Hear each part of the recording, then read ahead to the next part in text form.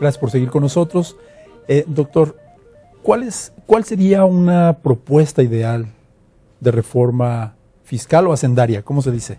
Hacendaria, porque habría que tocar tanto la parte de los ingresos, eso sería una reforma fiscal, pero también la parte de los egresos, del gasto, y por eso es que le llamamos hacendaria. Ustedes hicieron un estudio muy completo, ¿por qué no nos cuenta? Sí, cómo no. Bueno, es un estudio en el que participaron y logramos consensuar estas propuestas que vamos a hablar entre 30 especialistas de muy diversos orígenes, digamos, ideológicas. Así es. ¿Y de formación también o todos son economistas? Pues la mayor parte, no todos, pero sí hay muchos economistas, hay abogados, hay también sociólogos, y la idea era cómo podríamos encontrar, a partir de un diagnóstico, qué es lo que se tendría que hacer.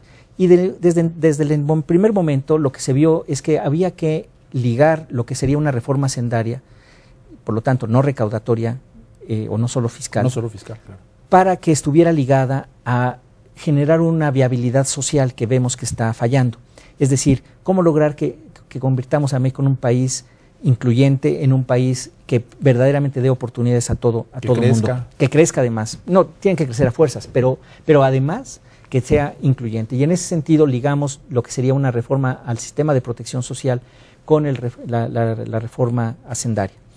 Y visto así, la propuesta concreta es que, por un lado, en el lado fiscal, repito, tiene varias partes, pero digamos, primera. ¿Fiscal qué es lo que recauda el gobierno? Así es, lo que recauda el gobierno sería eliminar los regímenes especiales y los privilegios. Por ejemplo, ¿cuáles? En el impuesto sobre la renta y en el impuesto al valor agregado. ¿Qué quiere decir?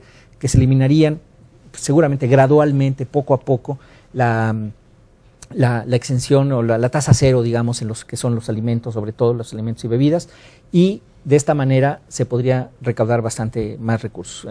Calculamos nosotros que puede llegar entre 2.5 y 3% del PIB prácticamente. Después estaría la parte del impuesto sobre la renta, donde también, repito, hay enormes privilegios a sectores completos, algunos sectores concretos como los transportistas que tienen régimen especial, pero hay decenas de sectores. Esos también habría que eliminar.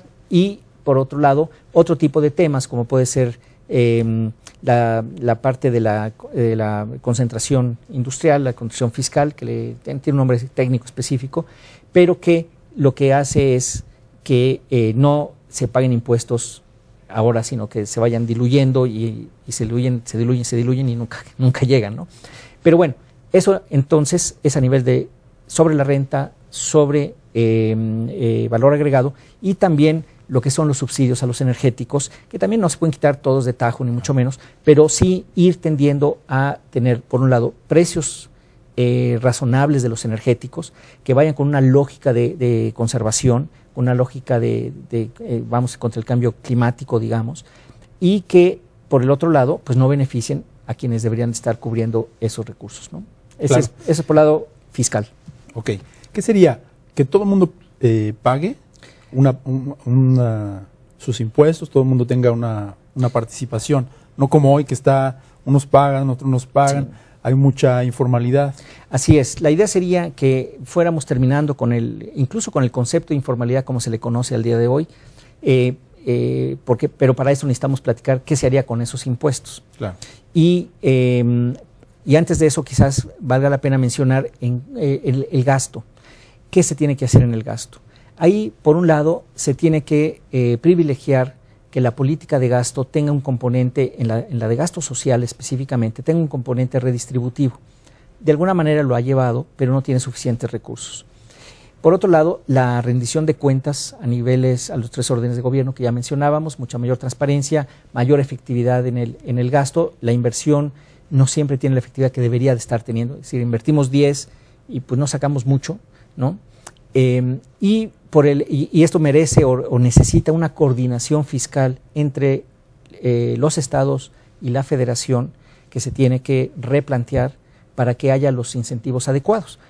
Nos preguntamos por qué los estados no recaudan, o recaudan unos sí, otros no. Unos sí, otros no, o le piden al gobierno federal que recaude por ellos, etc. O sea, se tiene que recomponer esa relación entre los estados y la federación, y estamos diciendo más o menos por dónde debería. La reforma que ustedes plantean es que lo que se recaude y lo que se gaste.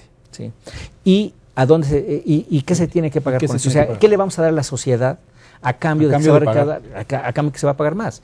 Y ahí es en donde viene el tema central de lo que es un paquete, digamos, de protección social que haría de México un país incluyente, un país muy diferente del que conocemos el día de hoy, pero totalmente distinto. De eso me gustaría que platiquemos en el último, digamos, los beneficios de esta reforma.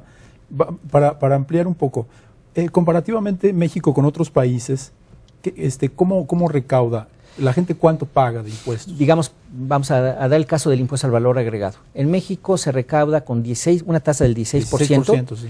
Se recauda 3.8% del Producto Interno Bruto. Quiere decir que por cada punto porcentual de IVA, de nuestra tasa de IVA, recaudamos 0.24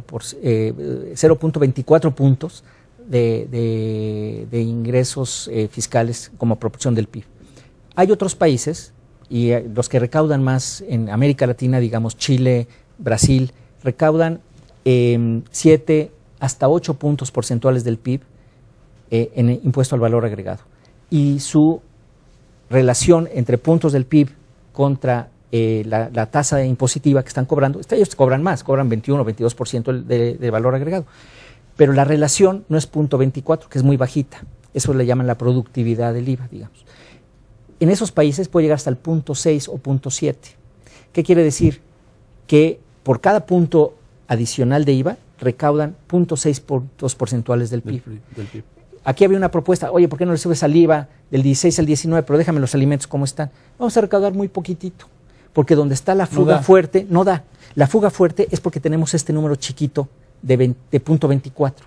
Entonces lo que tenemos que hacer es que ese 0.24 se vuelva al menos el promedio de América Latina, que es 0.42, mínimo, digo ya si no, ¿no? Claro. Y entonces, ¿qué hay que hacer para eso? Pues quitarle los agujeros que tiene el impuesto.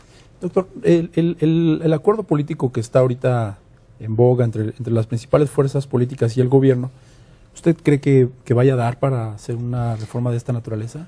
Yo creo que va a depender de que se vea el paquete completo.